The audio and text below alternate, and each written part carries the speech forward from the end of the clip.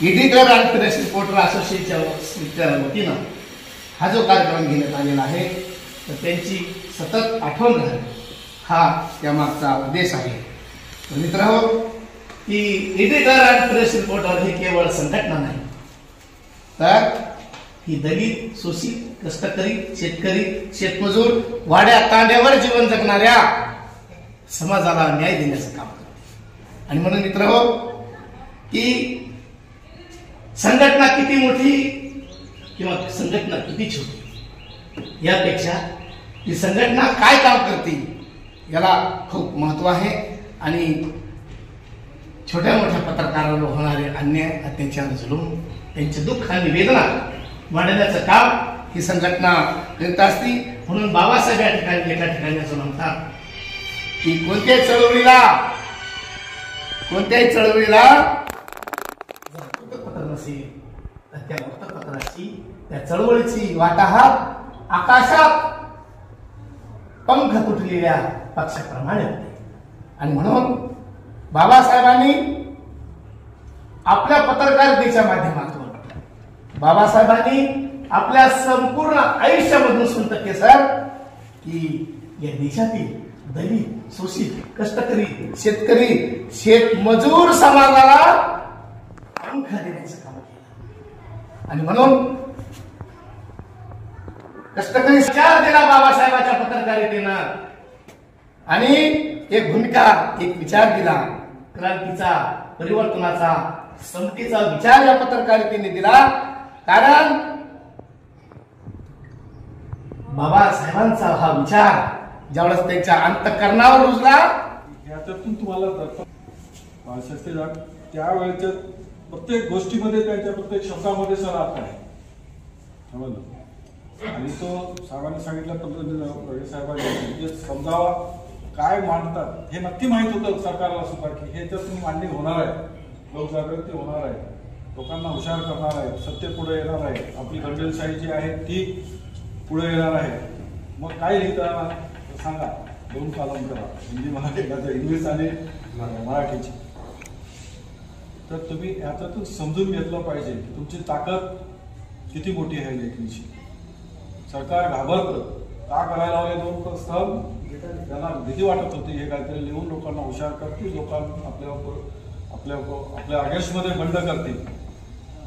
म्हणून त्यांनी ते एक सेन्सॉरशिप ठेवली दोन्ही आम्हाला त्यावेळी सुद्धा.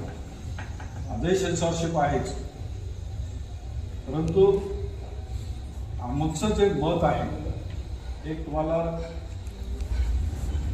संपादकांनी पत्रकार म्हणून ठेवलं, मारून टाकला म्हणजे दुसरीकडे तो बघत नाही तर शेवटी मग आपलेच नाही साहेब सगळेच लोक सांगायला लागले मला कायदा निश्चित तुमच्या पाठीशी आहे, कुंकवत नाही व्यक्ती कायदा कुंकवत नाही. कुंकवत कायद्याला तुम्हाला त्याला तिखट करण्याचं किंवा मजबूत करण्याचं काम सुद्धा तुम्हाला त्या माध्यमातून करावं लागेल. दुरुस्ती करण्यासाठी गव्हर्नमेंटवर तुम्ही प्रेशर आणा, बरोबर सर.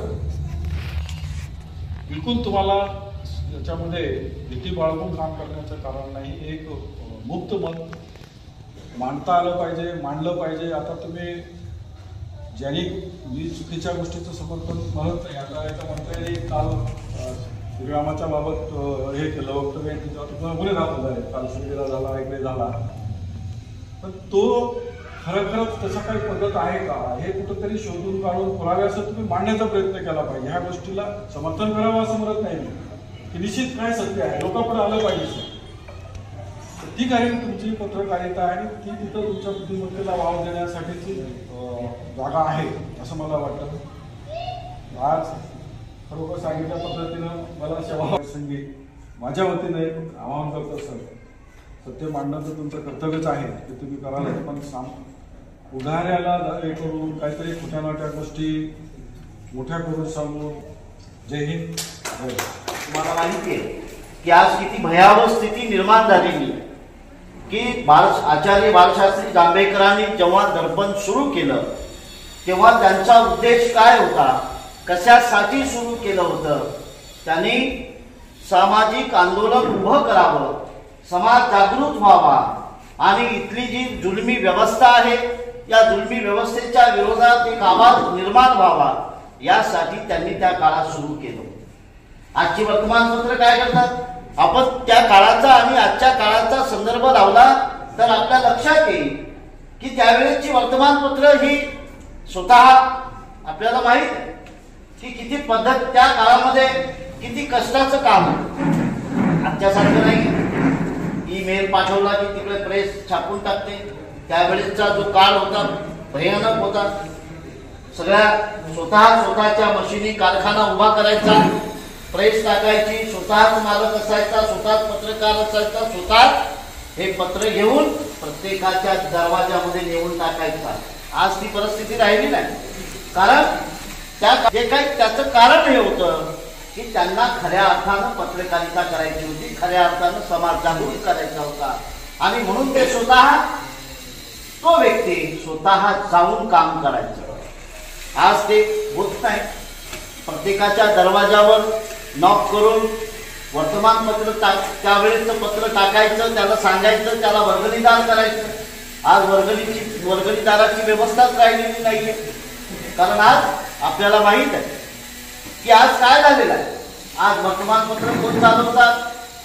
पत्रकारितेचं शिक्षण घेतलेला व्यक्ती वर्तमानपत्र चालवत नाही. कोण चालवतो? लांबे साहेबांना माहिती आहे. सगळे अनुभवी आहेत, आपल्याला माहित आहे. ज्याचं MBA झालं तो वर्तमानपत्र चालवतो. पत्रकारितेचं शिक्षण घेतलेल्याला आता काही व्हॅल्यू राहिलेली नाही आहे. आजचं वास्तव हे आहे की ज्याला मॅनेजमेंट जमते. कसली मॅनेजमेंट? पैशाची मॅनेजमेंट. कशाची मॅनेजमेंट? जाहिरातीची मॅनेजमेंट. कशाची मॅनेजमेंट? इथल्या कंपनी मालकाशी बोलण्याची मॅनेजमेंट. इथल्या कशाचं? इथले जे भांडवलदार आहेत. आज आपल्याला माहित आहे की सगळे मालक कोण आहेत? सांगायची गरज नाही, सर्वे करा.